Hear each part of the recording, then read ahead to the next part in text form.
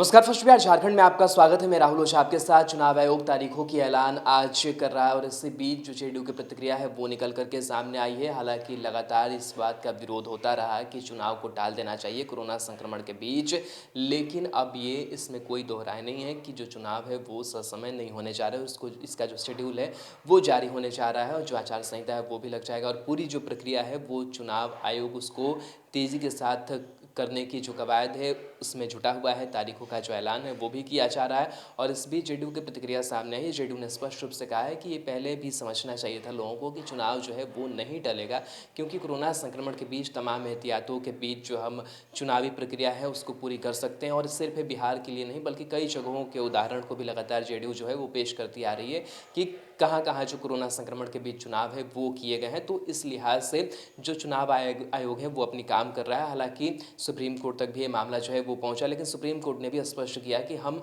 आपके बीच जो दखल है वो हम नहीं देंगे। चुनाव आयोग स्वतंत्र है कि वो कब चुनाव कराना चाह रहा है। 29 अक्टूबर के पहले का एक डेडलाइन जो है वो तय किया गया है। बहरहाल ये भी माना जा रहा है कि काफ़ी कम समय में जो चुनाव है वो करा लिए जाएंगे, सोशल डिस्टेंसिंग, ताकि जो वोटर की सुरक्षा है वो भी बनी रहे, जो चुनाव की प्रक्रिया है वो भी पूरी हो सके, सरकार चुनने की जो प्रक्रिया है वो भी पूरी हो सके। और कहीं ना कहीं कह सकते हैं कि चुनावी प्रक्रिया को लेकर के, इलेक्शन को लेकर के जो जेडीयू और ख़ास करके बीजेपी बिहार में है वो इस बात को लेकर पुरजोर समर्थन करती रही कि चुनाव जो है वो ससमय होने चाहिए। अब जब तारीखों का ऐलान हो रहा है तो प्रतिक्रिया जो है वो निकल करके जेडीयू के सामने आई है। जेडीयू के प्रवक्ता है राजीव रंजन, क्या कुछ उन्होंने कहा है तारीखों के ऐलान को लेकर के, इस बयान में सुनिए।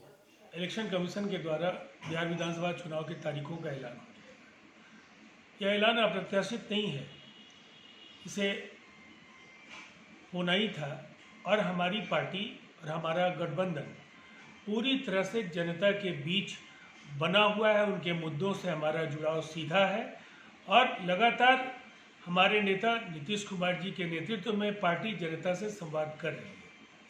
इस चुनाव में जो ग्राउंड रियलिटी है वो बिल्कुल साफ है। 2010 और 2019 के नतीजों से बेहतर परिणाम के लिए हम जनता के आशीर्वाद के लिए जा रहे हैं और निसंदेह एक बड़ी जीत का जो वातावरण है वो बन चुका है। जब कांग्रेस जैसी पार्टियां चुनाव आयोग को नाहक ही राजनीति में घसीट रही थीं, तब भी हमने कहा था कि भारतीय जनता पार्टी चुनाव आयोग का सम्मान करती है। चुनाव जब भी होगी भारतीय जनता पार्टी तैयार है।